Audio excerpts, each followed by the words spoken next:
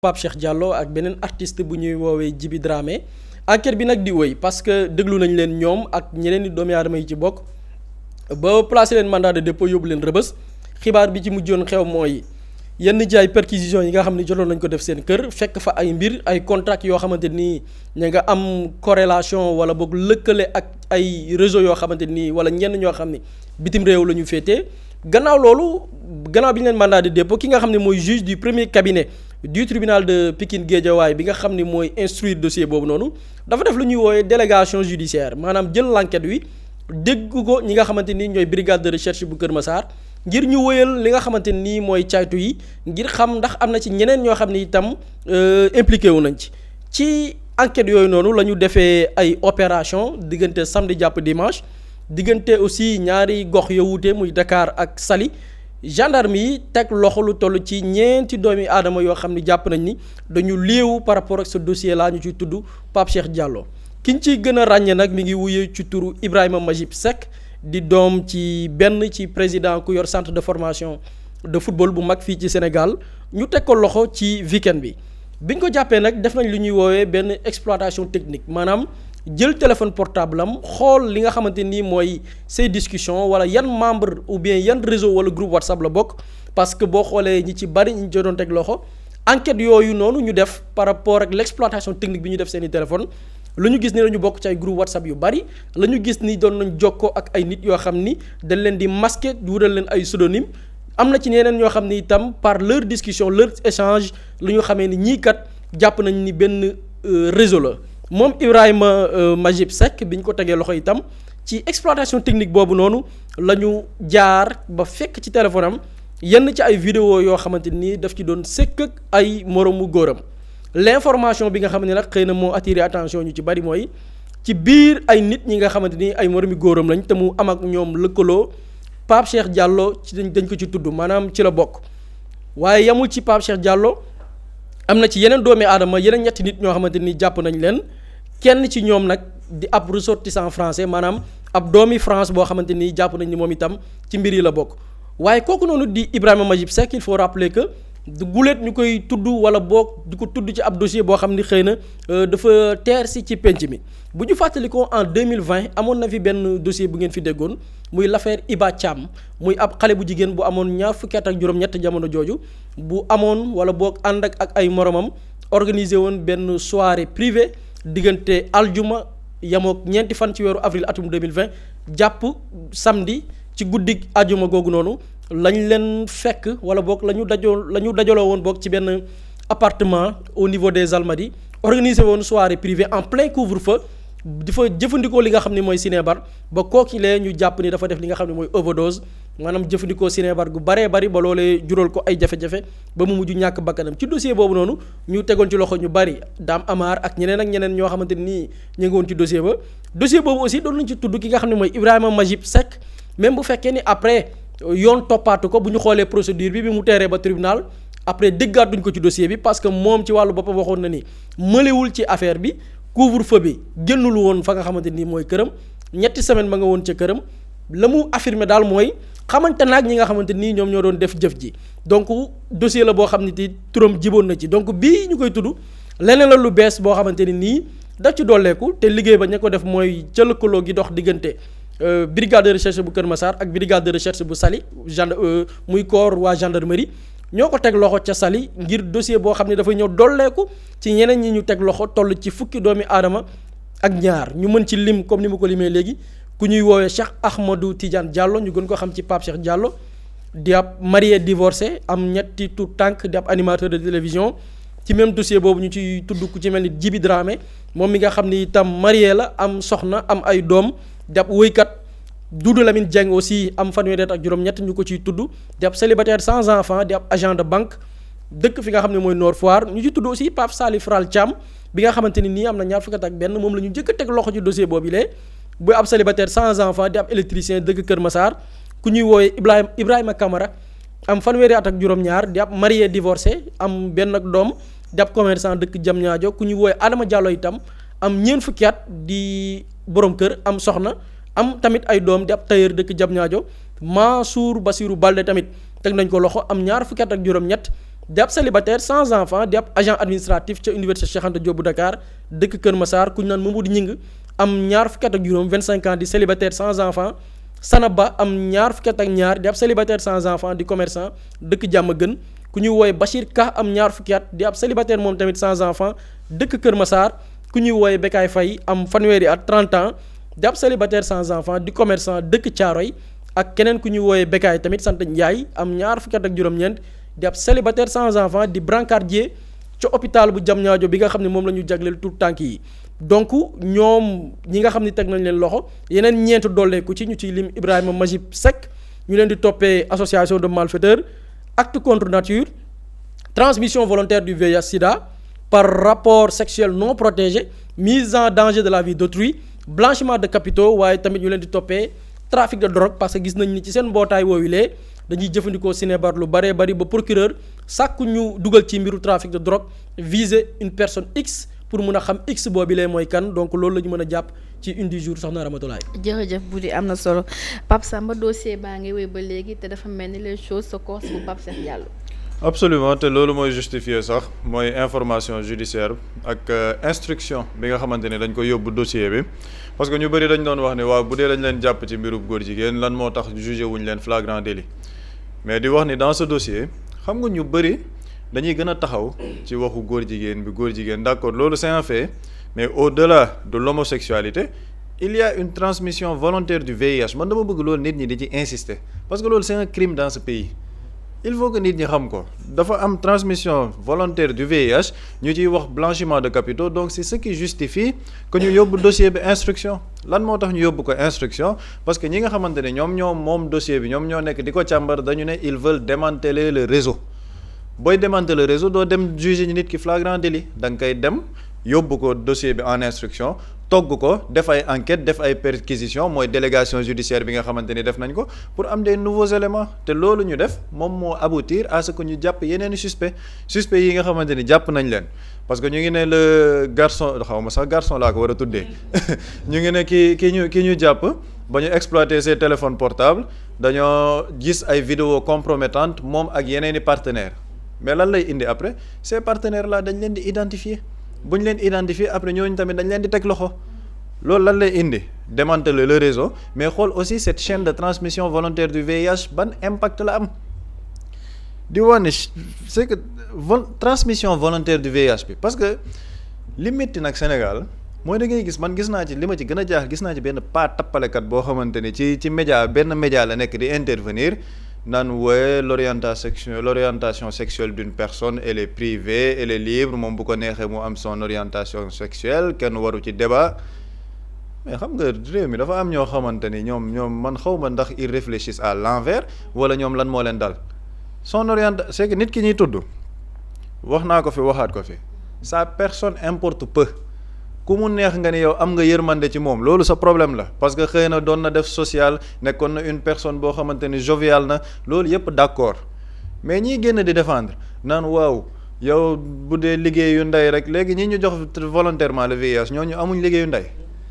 ñooñu ñoom amuñ ñaanu baay c'est-à-dire que ñooñu ces personnes elles ne comptent pas mën nañ leen fekk ñoom fi ñu toog dugal leen ci milieu bi dugal leen ci réseau bi transmettre leen de manière volontaire le VIH ce qui est un crime dans ce pays dafa am loi spécifique bu koy tere loi 2010-03 du 9 avril 2010 moom moo ne la transmission volontaire du VIH elle est criminalisée loolu mu nekk ci biir réew mi nit ki xam ne moom dafa séropositif moom xam na ko consciente na ci di dem di sekk ak ay góor di sekk ak ay jigéen di leen transmettre le VIH de manière volontaire ñu ne nit kooku la ñuy taxaw di défendre ci penc mi parce que waaye soi-disant kooku moom amoon nga cofeel ci moom léegi cofeel bi nga am ci moom léegi nit ñi nga xamante ni ñoom loolu na leen ñoom amuñ problème ñooñu kenn du leen xalaat il faut que nit ñi ñu génn ci hypocrisie bi nga xamante ni ñu ngi ci par rapport à ce cas parce que li ci gën a doy waar mais li ñuy layal Pape Cheikh Diallo est-ce que dégg nga ñu koy layal Djiby Dramé ñoom ñaar ñëpp du ñu ay personnalité publique pourquoi certains parlent d'une seule personne parce que mooy li ma wax xëy na moom yàgg na nekk ak nit ñi c'est une personne joviale sa personne par rapport à l'analyse elle importe peu c'est-à-dire que moom nit ki mu doon ak valeurs yi mu am sa personnalité ça importe peu ci dossier bi lenn la ñuy xool mooy li nga xamante ni def na ko ban xeetu acte la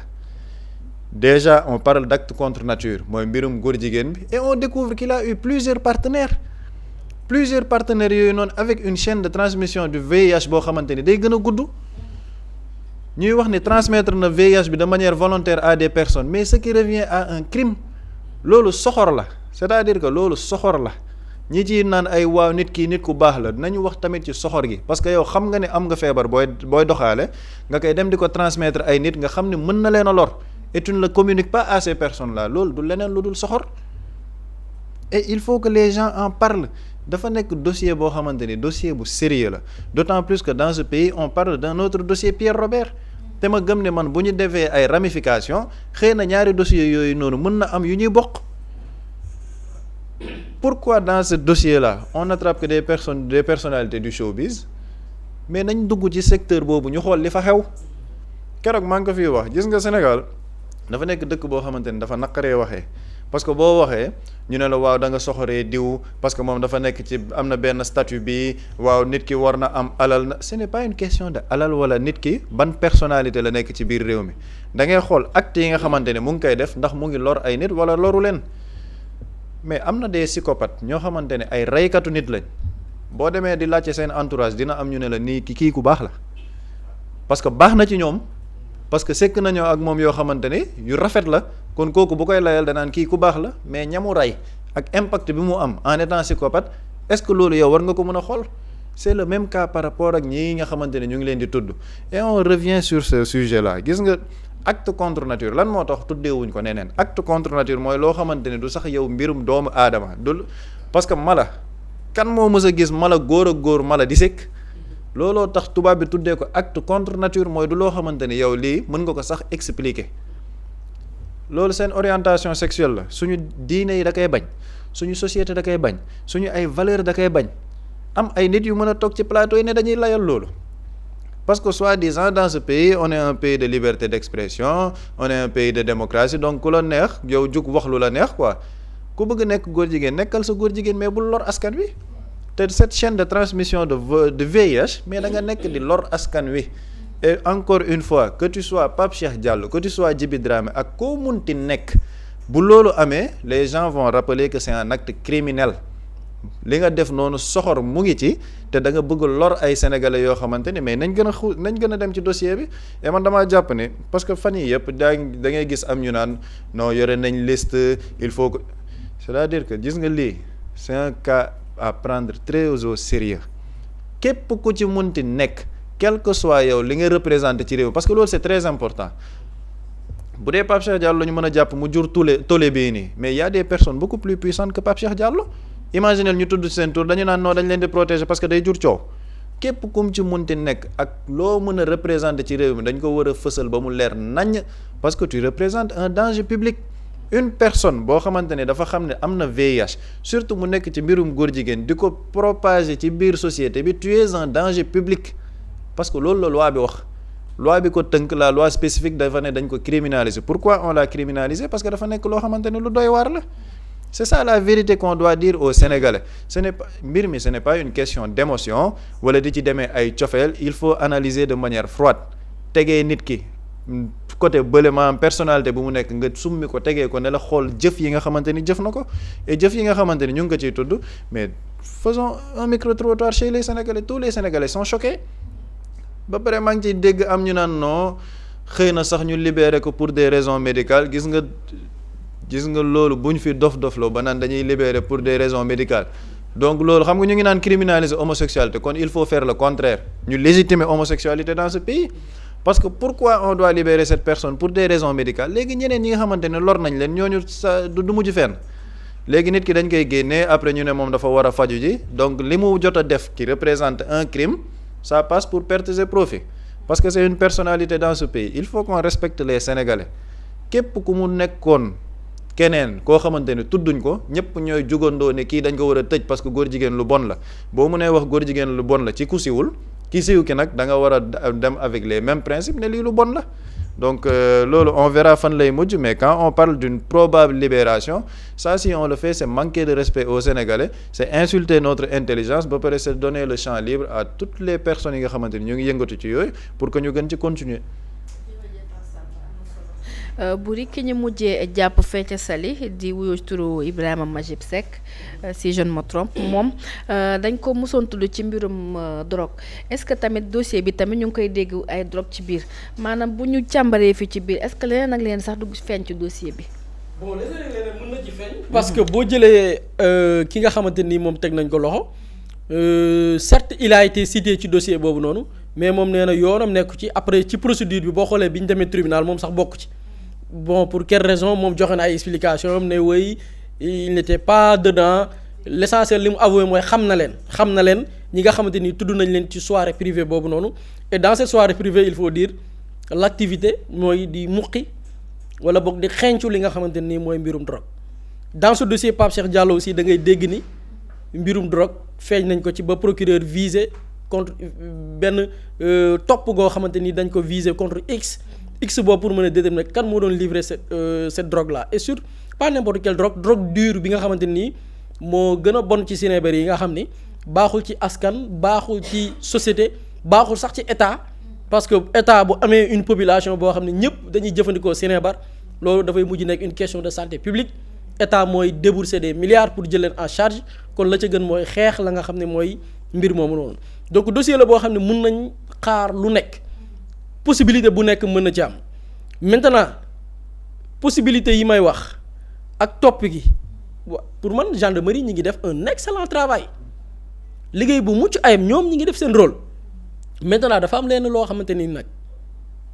dafa war a accompagner effort yi gendarmerie nekk di def parce que qu'est-ce qui se passe ñun bi ñu invité la fois dernière soxna Ndeye Diop bokk ci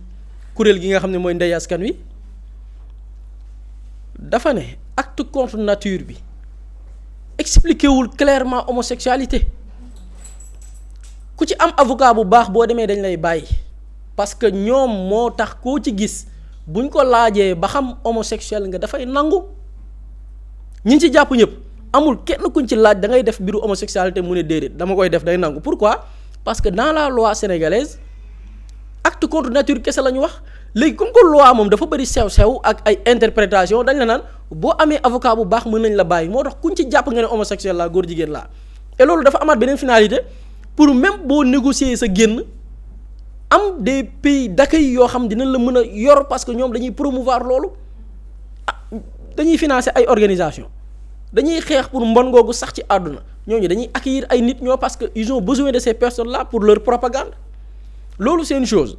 foofu nag mooy wax ma naan moo tax ma naan chaîne la pourquoi chaîne la mooy dans cette campagne et je parle bien de campagne dafa am des éléments de langage yi ñu bëgg a jaay sénégalais yi dégg ngeen fi yëpp yëg nañ ko ci biir lobby boobu noonu homosexuels yi réseau boobu y a des hommes de médias y a des journalistes loolu ñëpp xam nañ ko léegi ñooñu lan mooy seen rôle am na ci journaliste boo xamante ni seen ndaje yi ñuy def ñoom moo fay dem même kuréel yi tey ñooñu lan mooy leen rôle actuellement ci fait bi nekk di am mooy jéem a layal préparer l'opinion ci kala non diw moom bu demee dañ koy bàyyi